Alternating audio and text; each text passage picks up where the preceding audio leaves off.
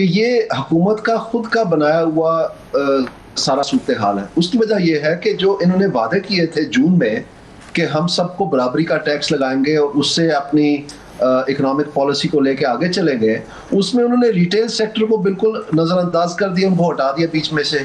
जो real estate sector है उनको हटा दिया बीच में से। जो एग्रीकल्चर सेक्टर है उसके ऊपर को प्रेशर डालना बंद कर दिया, उनको हटा दिया बीच में से, और सिर्फ सैलरीड क्लास और गरीब के ऊपर सारा बोझ डाल दिया है बजरिया पेट्रोलियम डेवलपमेंट लेवी और बिजली के बिलों और गैस के निर्खों में इजाफा के। तो जब ये सूरत हाल होगी तो फिर एक बहुत बड़ा सवाल ये आ जाता है कि क्यों उन्होंने ऐसे किया। आखिरकार ये चहेते हल्के, ये सफेद हाथी कितनी देर इनकी परवरिश करते रहेंगे और बाकी सबको जो है ना उनकी चमड़ी उतारते रहेंगे। तो ये मैं समझता हूँ कि एक बहुत अहम इशू है। अभी इस्लामाबाद में आपने देखा कि FBI ने एक नोटिफिकेशन किया जिसमें उन्होंने ये पाकिस्तान में जो सबसे अमीर तरीन इलाके हैं पिंडी और इस्लामाबाद के, उनकी प्रॉपर्टी के रेट्स बढ़ा दिए इनकम टैक्स की मद में कि आप ज्यादा टैक्स देंगे।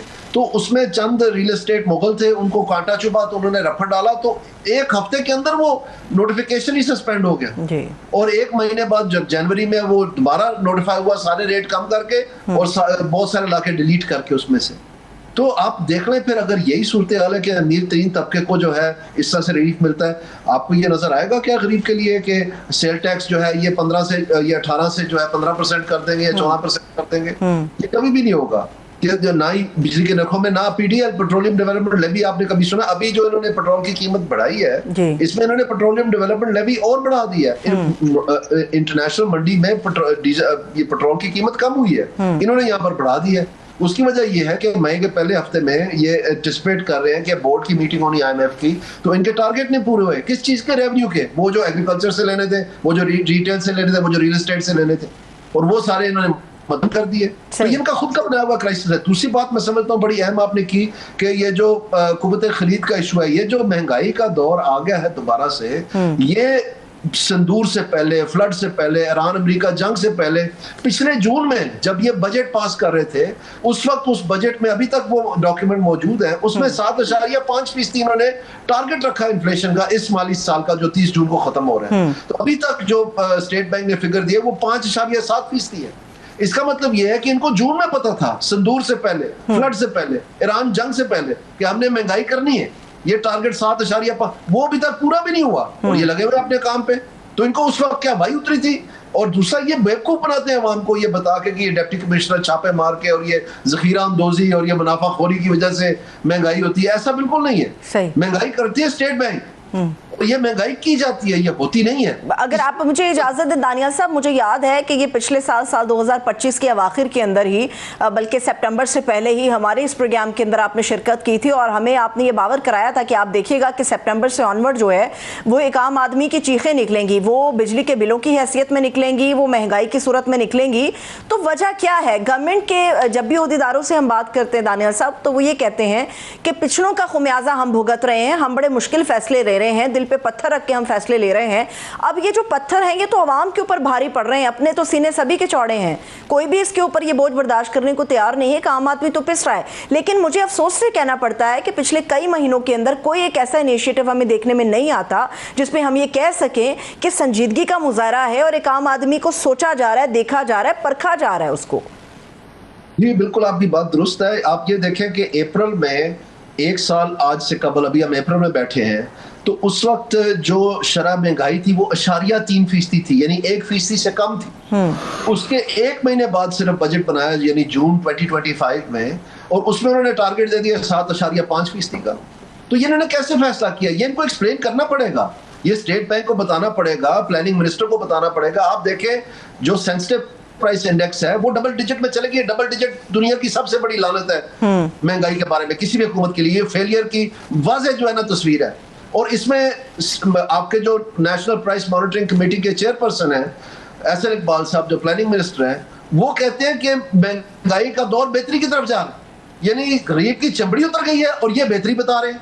आज के अखबार में खबर जीनत बनी हुई है। तो आप अंदाजा करें, इनको कोई एहसास ही नहीं है गरीब का, इनको कोई अंदाजा ही नहीं है। और ये जो महंगाई का रेला है ये बिल्कुल इस हुकूमत का तैयार करता है। और अगर ये 0.3% तक ला सकते थे में एक साल पहले, तो 1.3% पे क्यों नहीं रख रखा?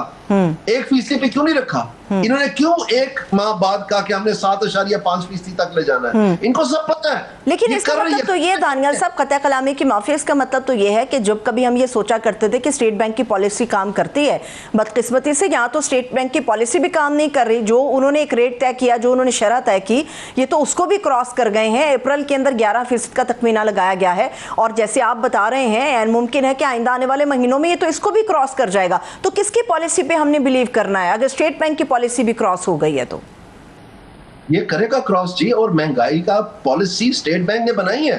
यही तो मैं आपको कह रहा हूं, ये सितम ज़रीबी, यही तो जुल्म है इस पाकिस्तान के गरीबों के साथ। अगर स्टेट बैंक ना चाहती है कभी महंगाई ना होती, ये रोक सकती थी, अभी भी रोक सकते हैं। लेकिन दूसरी जानब क्या है कि जिन लोगों को नवाज रही है ये महंगाई, उनकी तरफ ये हाथ नहीं छूना, उनको छूना नहीं चाहते। ये मसला है सारा पाकिस्तान में। और वो कैसे महंगाई किस तरह से कंट्रोल हो सकती है स्टेट बैंक के थ्रू? अगर आप हमें थोड़ा सा हमारे देखने वालों के लिए वजाहत कर दें। जी, सबसे पहली बात यह है कि एक तरफ जो स्टेट बैंक काम कर रही है वो महंगाई कर रही है, दूसरी तरफ आंखों में धूल झोंकी जा रही है सूबों में कि ये मजिस्ट्रेट जो है छापे मार के तो बेचारी रेडी वाले को गिरफ्तार कर लेते हैं, कसाब को गिरफ्तार कर लेते हैं, दुकानदार को, किराना वाले को गिरफ्तार कर लेते हैं कि जी आपने रेट लिस्ट के मुताबिक क्यों नहीं किया। भाई महंगाई तो आप पीछे से खुद कर रहे हैं, आप स्टेट बैंक की रिपोर्टें पढ़े ना। महंगाई कैसे की जाती है? शरह सूद कम करके। शरह सूद जब कम होती है तो किन को फायदा होता है? उन लोगों को जिनको बैंक तक रसाई है। आपको और मुझे तो बैंक हम जाए, मैं तो लोन एप्लीकेशन देने के लिए तैयार कोई नहीं है। बिल्कुल। तो वो कौन है? वो अमीर तबका पाकिस्तान का, और खरबों रुपए का उनका कारोबार है। जब शरह सूद बढ़ती है उनकी किस्त बढ़ जाती है, उनकी जेब के ऊपर लात पड़ती है, तो वो कहते हैं ठीक है गरीब डूब जाए महंगाई में, कोई बात नहीं। और ये सारा देते हैं ग्रोथ के नारे के लिए कि जी हमें ग्रोथ करनी है, इसलिए हमने, और ग्रोथ तो 1.7% रही है पिछले 4 साल में। कौन सी ग्रोथ की है आपने? ठीक है, तो ये बात है सारी। ठीक है, अब जरा पेट्रोल की तरफ दोबारा आपको मैं लेके आती हूँ दानियल साहब। पेट्रोल के ऊपर जो है वो कल रात से, बल्कि जब भी पेट्रोल बढ़ता है, अभी बहुत ज़्यादा तनकीद थी कि आपने जब कम किया तो आपने 12 रुपये कर दिया। अब रात के अंदर जो धमाका किया है वो तकरीबन 27 रुपये का एक आम आदमी की जेब के ऊपर धमाका हो चुका हुआ है।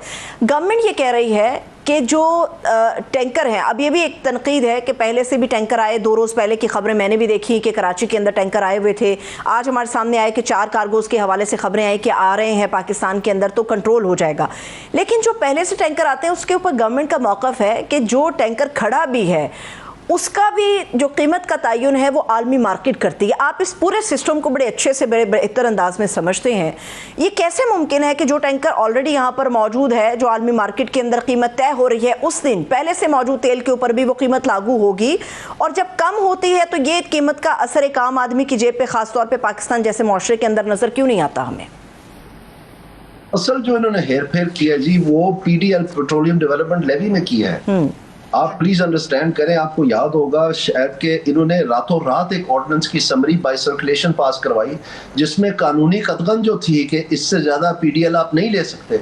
देखिए, सबसे पहले ये बात समझे कि लेवी जो है, लेवी टैक्स नहीं होता।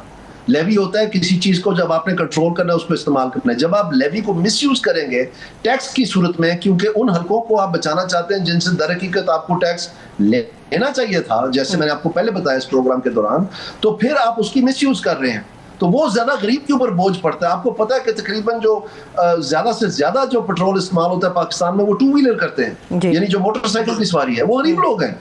तो आप जब पेट्रोल की कीमत बढ़ाते हैं 27 रुपए, आप उनका गला काट देते हैं। तो वो क्यों बढ़ाया आपने? वो इसलिए बढ़ाया इन्होंने कि पेट्रोलियम डेवलपमेंट लेवी बढ़ाई है, पेट्रोल की कीमत नहीं बढ़ाई कि पेट्रोल की कीमत बढ़ी है तो हमें ये बढ़ाना पड़ा।